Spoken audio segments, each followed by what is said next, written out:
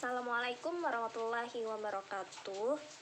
Perkenalkan, nama saya Siti Jubairiyah dengan NIM 20010304003. Lokal Psikologi Islam 20A. Di sini saya akan menjelaskan sedikit mengenai yang pertama itu ada pengertian logika dan ilmu mantik, serta tujuan dan manfaat logika dan ilmu mantik. Nah, secara mantik, secara etimologi dan terminologi itu berasal dari dua macam bahasa, yaitu bahasa Arab nataka yang berarti berkata, ucapan atau berucap. Namun, dalam bahasa lain berarti suatu perkataan, ucapan atau sabda. Atau lebih singkatnya, mantik itu dikenal dengan istilah logika. Nah, mantik juga dapat diartikan sebagai suatu ilmu yang membahas tentang alat atau cara berpikir, sehingga orang dapat menggunakannya dengan tepat, maka akan terhindar dari cara berpikir yang salah. Juga suatu upaya agar seseorang berpikir dengan cara yang benar agar tidak keliru. Ya, bisa dibilang secara singkatnya itu tadi, bahwasanya logika itu adalah bagaimana cara berbicara itu yang benar dan dapat dipahami orang lain. Selanjutnya, secara etimologi logika, istilah yang dibentuk dari kata logikos yang berarti dari kata benda atau logos. Kata logos berarti suatu yang diutarakan, sesuatu pertimbangan akal atau pikiran, kata atau ungkapan lewat bahasa yang dimana bahasa tersebut dapat dipahami orang. Lalu apa sih manfaat mempelajari ilmu mantik dan logika itu? Yang pertama, logika itu melatih kesanggupan akal dan menumbuhkan serta mengembangkan dan membiasakan metode berpikir. Jadi apabila kita belajar mantik, itu mantik atau logika, dimana itu juga melatih logika kita dalam berpikir, menumbuhkan serta mengembangkan dan membiasakan metode berpikir, yang dimana kembali lagi bahwasanya logika tadi itu cara berpikir yang benar agar dapat mudah dipahami orang lain. Terus yang kedua, manfaat dari mempelajari ilmu mantik dan logika itu mudah membedakan antara pikiran yang benar dan salah sesuai dengan artinya tadi. Terus melatih akal manusia, dan selanjutnya dengan membiasakan latihan berpikir, manusia dengan mudah mengetahui letak kesalahan dalam menghambat usaha pikiran untuk memperoleh suatu yang diinginkan akal manusia. Terus dapat dikatakan bahwa dengan akal manusia itu dapat diketahui mana yang baik dan buruk, manfaat dan mudarat, serta benar dan salah. Nah, namun demikian pemikiran manusia itu kan tidak selalu sampai kepada tujuan tanpa disadari. Nah, kadang-kadang sampai kepada sasarannya yang dituju dan sebaliknya. Terus oleh karena itu manusia itu sangat memerlukan undang-undang yang dapat menuntun jalan pikiran mereka atau rambu-rambu akal. Nah, agar terhindar dari kesalahan dan menjamin kesesatan berpikir tersebut. Yang kedua itu ada sejarah dan perkembangan mantik. Nah, menurut sejarah, dasar-dasar ilmu mantik atau logika itu sudah dipelajari semenjak zaman Luqman Hakim atau zaman Nabi Daud. Nah, dari Luqman Hakim itu turun kepada filsuf Empedokles. Kemudian turun kepada filsuf Socrates dan Balrates. Lalu turun kepada Al-Afun, dan akhirnya sampai kepada filsuf Aristoteles, yaitu yang dikenal sebagai bapak logika. Nah, logika tersebut juga merupakan cabang dari ilmu filsafat. Maka sejarah lahirnya logika itu tidak lepas dari bagaimana filsafat itu muncul. Nah, logika pertama itu disusun oleh Aristoteles pada tahun 384 sampai 322 sebelum Masehi. Nah, kemudian sebagai sebuah ilmu tentang hukum-hukum berpikir guna memelihara jalan pikiran dari setiap kekeliruan. Sehingga logika sebagai ilmu baru pada waktu itu disebut dengan nama analitika dan dialektika. Logika Aristoteles itu mempengaruhi cara berpikir umat manusia selama 2000 tahun. Nah, logika jenis ini tuh merupakan 4 jenis aturan untuk pembuatan alasan berantai yang jika diikuti itu tidak akan pernah menghasilkan kesimpulan yang salah bila premis-premisnya itu benar, yang masuk akal. Terus rangkaian-rangkaian dasarnya itu adalah silogisme. Nah, logika itu mulai berkembang dalam dunia Islam sejak adanya kegiatan penerjemahan buku-buku oleh para ilmuwan Islam. Terus pada saat itu upaya untuk mengembangkan logika terlihat dari upaya beberapa penerjemah yang menyalin buku-buku karya Aristoteles tersebut ke dalam bahasa Arab. Nah, di antara tokoh-tokoh yang berperan itu salah satunya itu Johara bin Park yang menyalin buku Aristoteles menjadi Manqulatul Asyarat li Aristu. Nah, Ibnu Sikin, Jakub An-Nahwi yang memberi komentar dan tambahan dalam bukunya Islam fi Mantik, Jakub bin Ishaq Al-Kindi terus menyalin ke bagian-bagian logika Aristoteles dan memberi komentar satu persatu dari buku-buku tersebut. Selanjutnya itu Al-Farabi juga telah melakukan penerjemahan secara menyeluruh karya Aristoteles tersebut. Nah, ia menguasai bahasa Yunani tua sehingga mampu mengulas dan mengomentari karya Aristoteles tadi. Oleh karena itu, Al-Farabi itu beliau disebut sebagai guru kedua Aristoteles. Selanjutnya ada jenis pengetahuan atau jenis ilmu. Yang pertama itu ada pengetahuan indrawi. Pengetahuan indrawi adalah suatu yang dicapai dan diraih melalui indera-indera lahiriah. Kemudian itu ada pengetahuan imajinatif. Nah, pengetahuan imajinatif ini manusia itu dapat memahami hakikat benda yang diketahuinya. Misalnya pohon itu keras. Nah, dari situ seseorang dalam pengetahuan imajinatif ini seseorang tahu bahwasanya hakikat dari kayu itu keras. Nah, jadi disitulah yang disebut dengan pengetahuan imajinatif. Selanjutnya itu ada pengetahuan rasional. Nah, dari katanya saja rasional. Nah, pengetahuan rasional itu merupakan pengetahuan yang diperoleh dari latihan rasio atau akal semata. Nah, tidak disertai dengan observasi terhadap peristiwa-peristiwa faktual. Next, selanjutnya itu ada pengetahuan ilusif. Nah, kata ilusif itu diartikan dalam Kamus Bahasa Indonesia yaitu sebagai apa yang tampaknya nyata.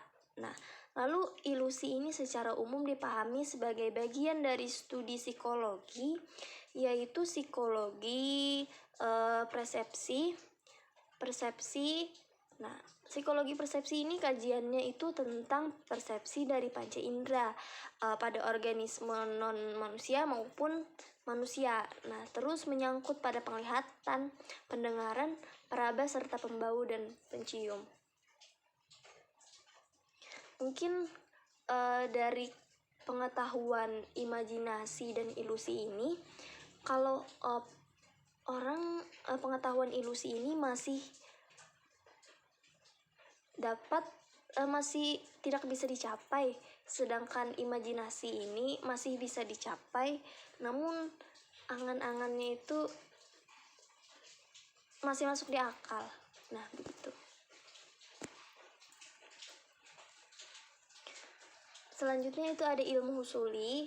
ilmu husuli adalah ilmu yang diperoleh melalui gambaran sesuatu yang diketahui atau hadirnya gambaran sesuatu pada akal. Nah, manusia itu memiliki ilmu husuli, yaitu ilmu tentang perkara-perkara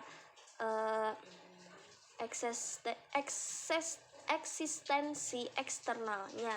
Nah, contohnya saja dari ilmu husuli ini, misalnya ilmu tentang gunung. Nah, maka akan diketahui atau hadirnya ada gambaran tentang gunung, bukan gunung itu sendiri. Begitu juga dengan mengetahui rumah dan benda-benda yang ada di sekitar kita.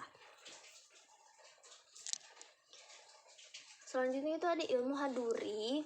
Nah, ilmu haduri dalam kajian tasyawuf itu juga disebut dengan pengetahuan kasyafi. Nah, dan juga disebut dengan ilmu laduni. Terus ilmu haduri ini yaitu realitas eksistensialnya itu yang hadir dalam diri subjek atau diketahui secara kehadiran tanpa perantara apapun. Selanjutnya itu ada prinsip dasar dalam logika. Nah, asas adalah pangkal atau asas itu dari mana sesuatu itu muncul dan dimengerti. Nah, maka apa sih asas pemikiran itu? Maka asas pemikiran adalah pengetahuan di mana pengetahuan lain muncul dan dimengerti. Nah, jadi asas pemikiran itu dapat dibedakan menjadi asas identitas. Nah, asas identitas itu merupakan dasar dari semua pemikiran dan bahkan pemikiran yang lain.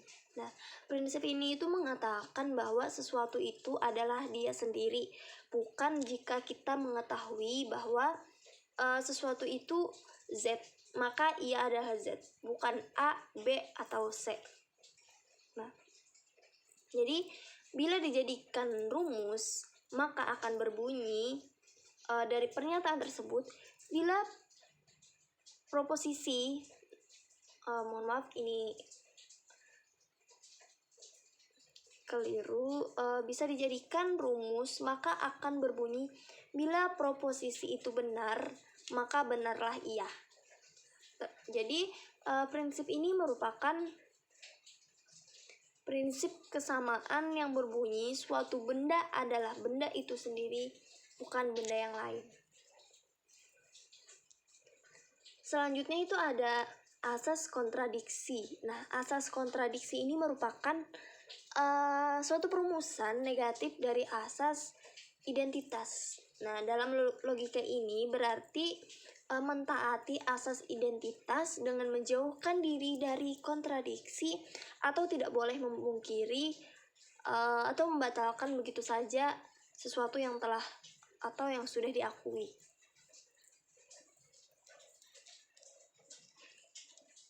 Yang terakhir itu ada asas penolakan.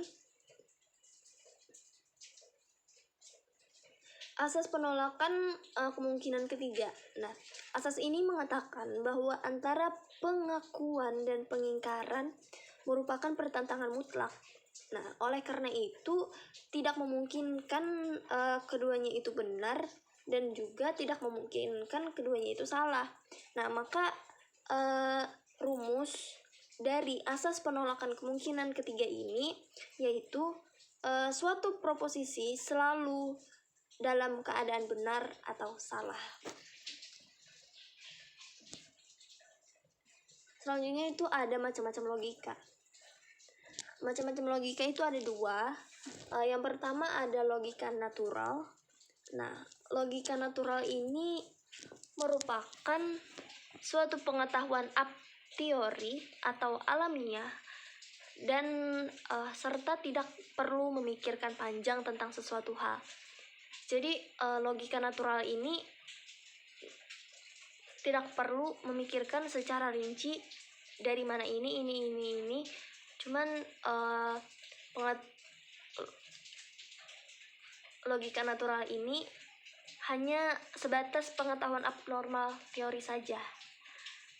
Tidak perlu memikir panjang akan sesuatu hal secara terperinci. Selanjutnya itu ada logika ilmiah. Nah, logika ilmiah, material atau formal. Nah, logika ilmiah, material atau formal ini memerlukan pemikiran dan penelitian yang teliti. Tidak bisa sembarangan. Nah, jadi bisa menggunakan cara berpikir deduktif karena logika material ini tidak membahas hukum-hukum, rumus-rumus, atau patokan-patokan tertentu, sehingga asal isi dari pernyataan suatu dengan kenyataan. Jadi asal isinya itu dari suatu pernyataan sesuai dengan kenyataan. Nah, logika material ini biasanya disebut dengan logika mayor atau logika deduktif.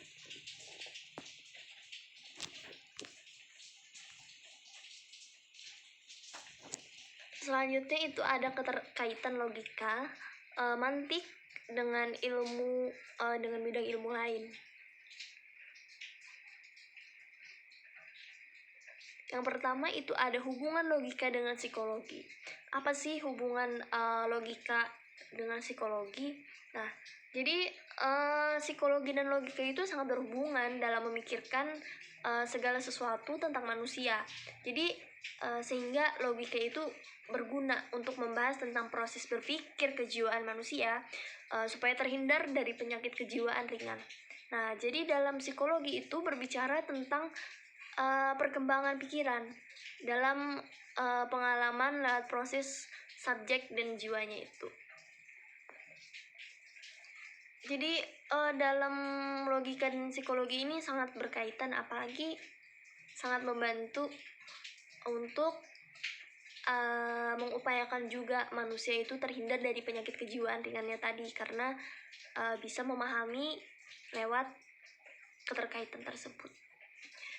Selanjutnya itu ada hubungan logika dan bahasa. Nah, hubungan logika dengan bahasa ini dapat dijelaskan bahwa hasil yang diperoleh dari mempergunakan suatu teknik atau logika itu akan tergantung dari baik buruknya alat bahasa yang digunakan. Nah, jadi penggunaan bahasa itu sebagai alat logika harus memperhatikan perbedaan antara bahasa sebagai alat logika dan bahasa sebagai alat kesusastraan.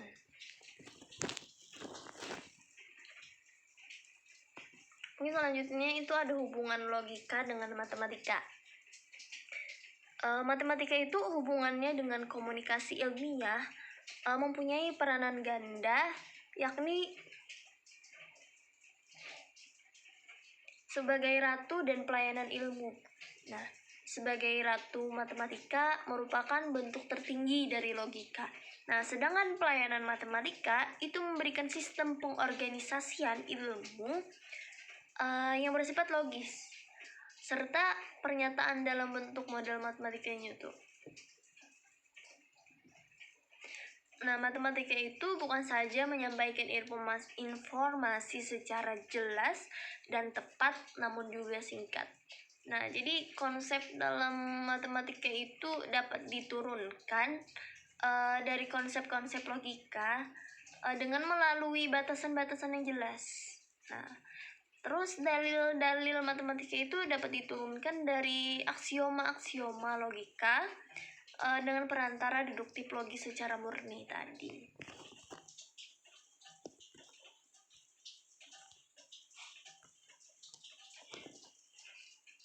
Terakhir itu ada hubungan logika dan sosial.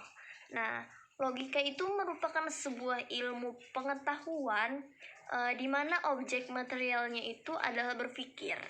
Nah, terus itu tuh khususnya lebih ke penalaran atau proses penalaran.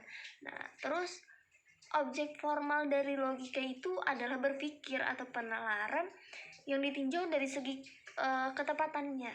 Nah, sedangkan ilmu sosial adalah kajian bidang ilmu yang mengupas hubungan manusia dan lingkungannya.